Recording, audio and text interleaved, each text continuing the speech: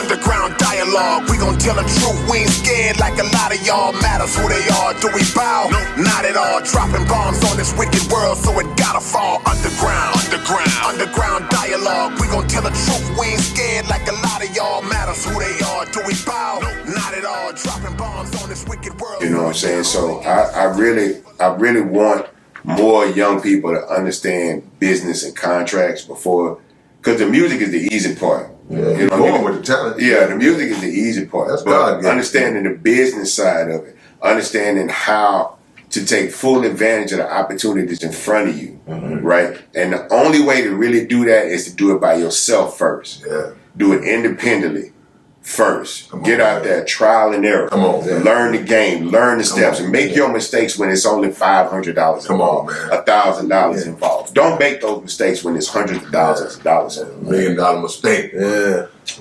Here's the thing, financial education, you don't get that with money. Yeah.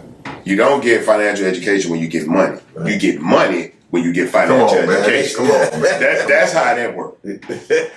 That's the message, right, man. And the money man told me that. This ain't wisdom. The money man told me that. It's wisdom. You know what I'm saying? So you're wise enough to take it and pass it on.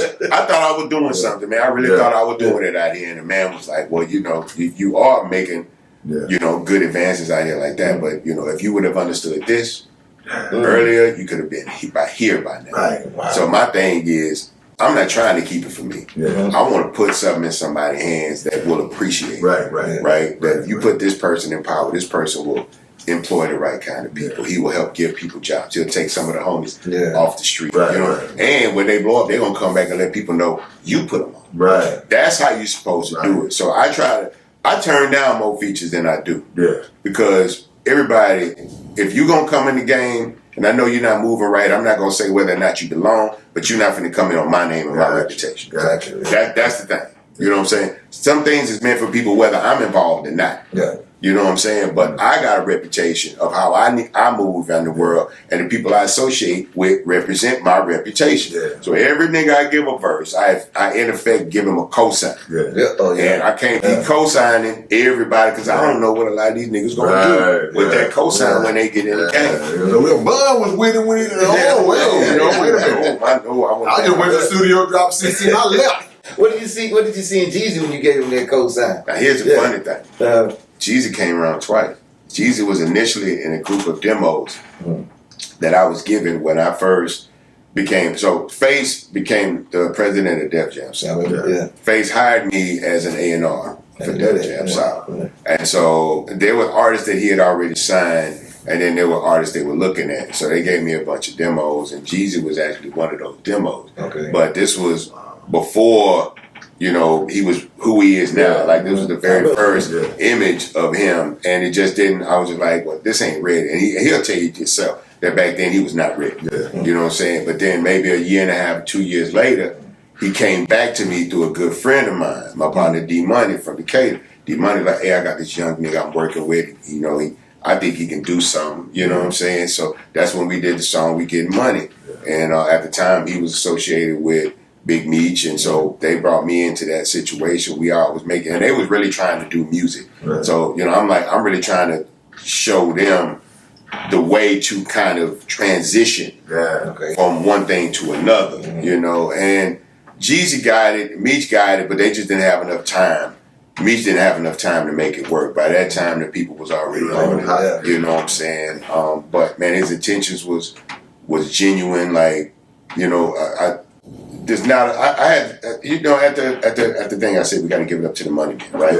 At the panel, the 50 years of Houston hip hop panel, I talked about that. Meech was the guy. Meech was like, all the rappers I know, their record deal is if they lucky they get 15 points, and the record company get 85 points. The record company already got a bunch of money, and they taking more money. He say, I don't need money, so I'm gonna take 15%.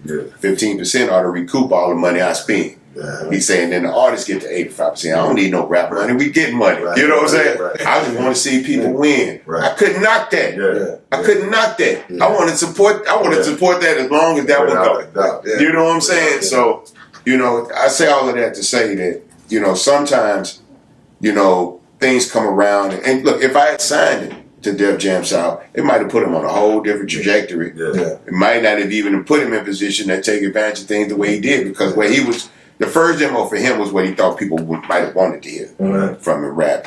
That's When when he actually, That's when he was a little bit more high pitch, trying to fit. You know, all of us try to. You know, a lot of us. I ain't gonna say all of us, but a lot of us try to come in thinking that we have to sound a certain way, present ourselves a certain way, rap a certain style to a certain type of music for people to be into us. Because we in little old Houston, Texas, thinking that New York is the whole world, Right. and if New York don't like it, the world ain't gonna like it. Exactly. You know, and it took the Ghetto Boys, you know, to really show that you can be as Southern as possible, right? As Southern as you can possibly be, and if you make good music, people gonna appreciate it. Exactly. You know what I'm saying? So And eventually, UGK, UGK. UGK. So when he came back, he was a lot more confident. Jeezy, I'm saying, it was a lot more confident in being comfortable with who he was, what he was actually out in the street doing, and it felt more natural. Yeah. Right. You know what I'm saying? It really felt more natural. It's actually a more honest representation of himself. And when you're doing an honest representation of yourself, you don't have to put on a costume. That's a fact. You don't have to put on a uniform. You don't have to put on a mask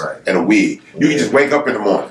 You know what I'm saying? And that's very confident. I like that. I think artists all go through a period where they gotta find themselves. Yeah. Oh, of course. You gotta just grow into who you are. So in the beginning, you kind of all over the place. Then in that little 2-year period you're speaking about, whatever happened in them 2 years, I know who I am. And it's usually a push. It's usually a pushback. Yeah. Typically, those 2 years, like whatever it was he was doing, it was pushback against it. It wasn't working. Yeah. It wasn't working, and it actually not only was it not working, people that knew him probably didn't like it. Yeah. 'Cause I could listen to the first things I did in high school. If I try to play that for somebody right now, people bust out laughing. You know what I'm saying? But that was a 2-year transition to where we got by the time we got to Tell Me Something Good. And then there's a 2-year transition from that to Super Tight. Right. Okay. And then there's another 2 years from Super Tight to Ride Dirty.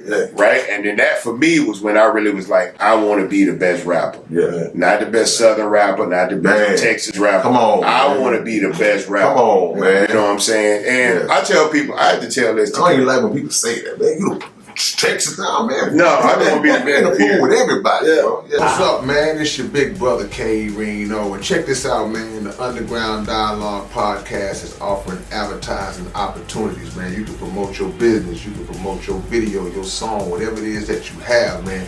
Reach out to us if you're interested in promoting on the Underground Dialogue podcast. All you got to do is email us at undergrounddialoguepodcast@gmail.com. Get it. And man, look, we got some merch that's just gonna blow y'all mind. It's gonna blow y'all. When y'all see the merch, y'all gonna be wanting to just dive through the screen. We got some coming, baby, man. We building, man. We building. So watch that as we grow. Already.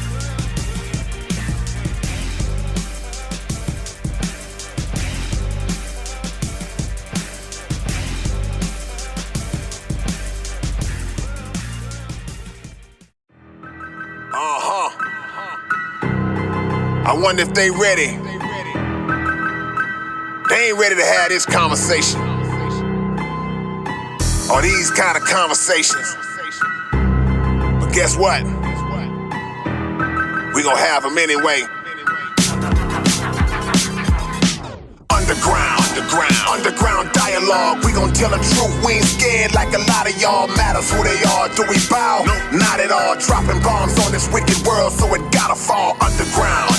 Underground dialogue. We gon' tell the truth. We ain't scared like a lot of y'all. Matters who they are. Do we bow? Not at all. Dropping bombs on this wicked world, so it gotta fall. From the industry to the Oval Office, we expose the darkest motives of them all and disclose what the protocol is. Thinking and moving logical, stopping every maneuver possible, and apologizing for truth is not optional. We gon' help you with what you go through, reshape and mold you, and sweep over them weak lies they told you. If you living with no clue, we gon' deprogram the